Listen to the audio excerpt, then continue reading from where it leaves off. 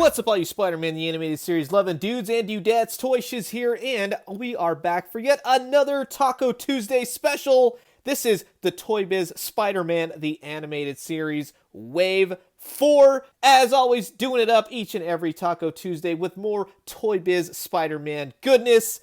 Got a lot more surprises in store. Stay tuned for a fantastic episode of my Retro-Shiz look back into the past. We got a lot of great figures. We get to complete a very famous Spider-Man the Animated Series team, so we got a lot going. Can't wait to show these guys off. These are Spider-Man the Animated Series by Toybiz Wave 4. And while I got all you Toybiz fans here, I just want to say thanks so much for checking out my Retro-Shiz Spider-Man look. If you like the videos, make sure to hit the like button, leave a comment, let's talk some old Toybiz, and be sure to subscribe. Got a heck of a lot more Spider-Man figures on the way. So by the time this line had hit, you had already seen, or you should have seen, the Alien Costume Saga, which was part of Season 1 for Spider-Man the Animated Series, and everybody wanted the symbiote Spider-Man. So when they finally said they were doing it, heck, I was like, yes, finally we're going to get a really cool symbiote Spider-Man. And a lot of the promo images that they showed, he was kind of just a normally painted Spider-Man just in the black costume. The gimmick that I will show you, not exactly the best. However, for accessories, he did come with this nice spider web, just a black sort of soft materials, spider in the middle, very malleable, very cool, you know, something you could throw on the figure, have him get caught up in it. It's a interesting accessory, I think, and one that's pretty cool to give with a Spider-Man figure. Not that you could really affix him to it. It's a little bit too small, as you can see, but you could work around with it. It was fine for what it was. As far as the Spider-Man figure himself, though, that was more of the wonky weirdness to it. So let me show you the articulation first. The head moved side to side. He had these joints at the shoulders, and you could see the pins right there. It was a metal pin. Nothing, of course, at the biceps. Single jointed, nothing at the wrists. Kicked out and had knees. And for the most part, you know, I'm so happy they put the black dots for the webbing. He was nicely painted overall. Probably stuff that I've done over the years, just with the little nicks here and there on the white. But a solid black Spider-Man costume, and that's great. Even the eyes are pretty cool, even though he kind of gives like almost a sad look, but not really. It's more of a neutral, somber sort of tone.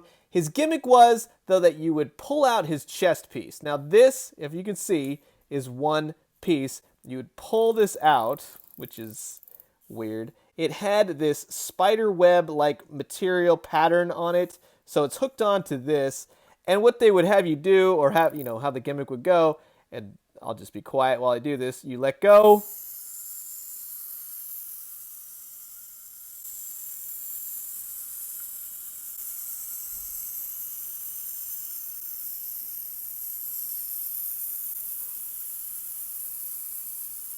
And it was pretty much the worst sound ever. It's still going, and then it, oddly enough, just kind of folds right back.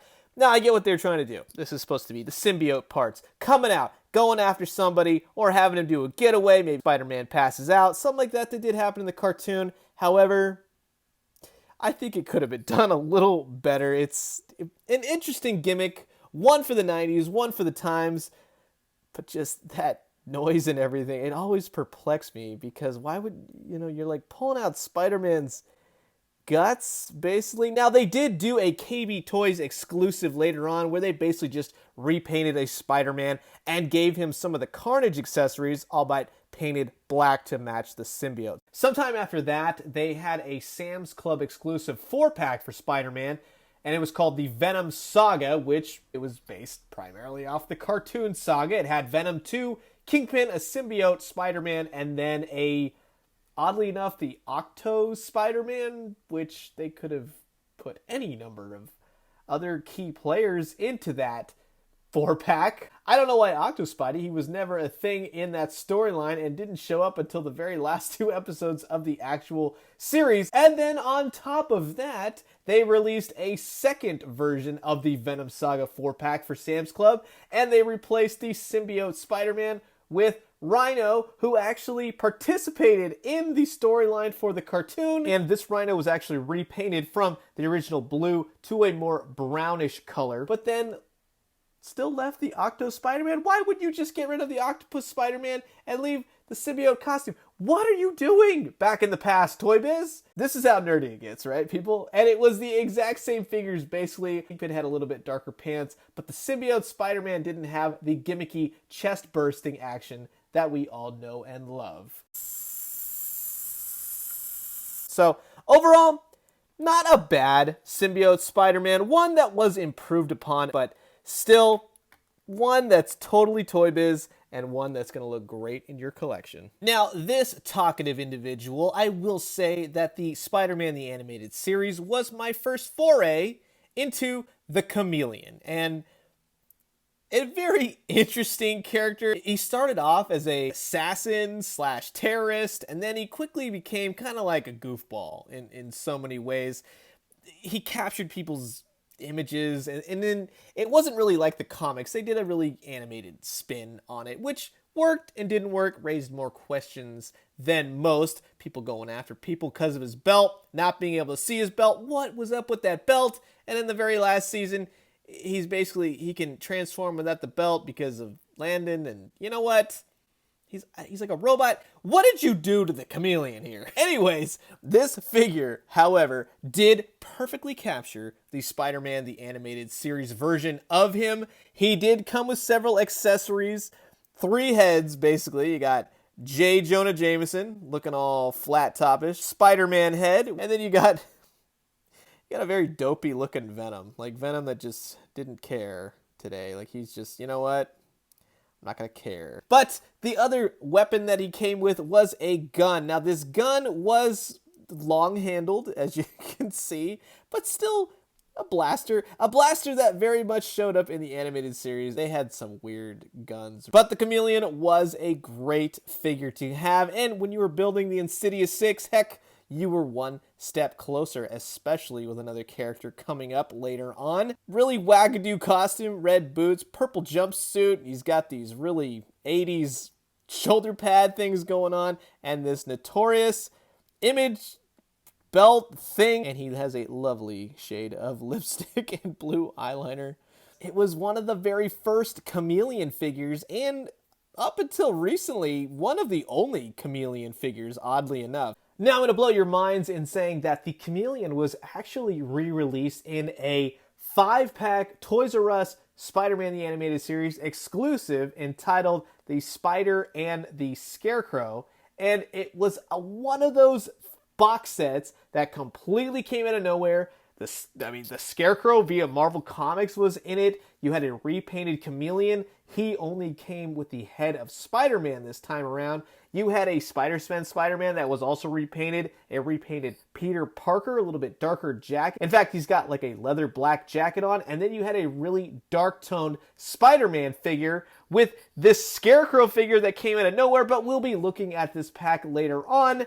The Chameleon was a bit darker in tone, a bit more goldish in the paint, a much darker purple. Overall, same exact figure, just a different paint scheme. So you got to give it to him on that. In terms of articulation, his head rotated. He had rotation at the shoulders, elbows, nothing wrist, nothing waist, kicked out, and he had knees. Now, his gimmick was that, hey, you know what? Let's take, I don't know, let's bring Venom in here, you know, like let's capture his image. Okay, image captured, and then boom, he turns into Venom. And now I know you can't tell the difference. I mean, which Venom? It's so stupid. You know, if you had Spider-Man next to Spider-Man, I wouldn't know who to shoot. Last but not least, you get J. Jonah Jameson, you know, capture his image, and then, you know, I'm telling you, man, the Chameleon's technology was spot on back in the day. But regardless, as goofy as this was, it worked, it was fun, and it is a cherished figure for your Spider-Man the Animated Series collection. Now, this was another one of those funny cases where the figure showed up where Hobie Brown actually showed up as the Prowler on the cartoon. When you're looking at this figure, I'm going, well, who is this guy? You know, you got Spawn mixed with Spider-Man. He was a crazy looking character. and he had Wolverine claws to boot. So I was really excited to figure out and to know more about the actual Prowler. And I remember, this was a funny story. My grandfather had taken me out for lunch. We stopped by KB Toys. Sure enough, KB Toys had put out this new wave 4 of the Spider-Man figures. So I got Prowler and another figure coming up. Got home, he said, you get this one now, and if you're good, you know, maybe in a couple days, you'll get the other figure. And I was like, well, I better be on my best behavior because I needs me some Spider-Man figures. That's how you did it back in the day as a kid. His only accessory, though, this was the funny part. So we get home, we open him up. My grandfather and I were convinced that there was parts missing from this, but it wasn't until we later figured out this is just a reused from an old Toybiz Spider-Man from one of the very first.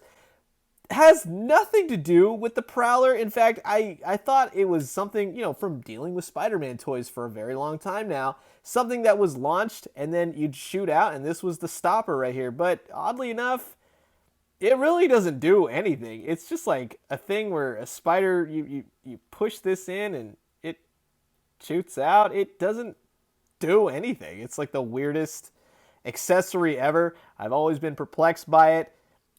It has nothing to do with the Prowler, but the actual Prowler figure is quite impressive and very cool to look at, just in terms of the paint, the colors, everything mixes well. A typical, you know, green and purple type Spider-Man villain. There's a lot of them, but this Prowler, he was different, and he was supposed to be an anti-hero, good guy, bad guy. You didn't know which team he was playing for. Articulation-wise, he's head rotated, he had it at the shoulders, kicked out, and he had knees. His cape also came off, which, you know, left him kind of weird looking, but man, has he got the Spawn, Shadowhawk looking. Now his gimmick was, on the side right here, you had these little pegs that would slip into place, but when you'd move them up, his claws would pop, and you had basically the Wolverine of the Spider-Man world.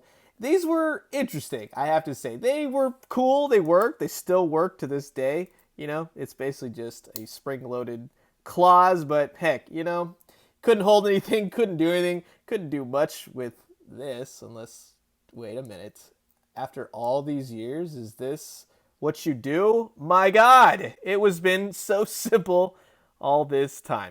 See what I mean? This is me playing with toys.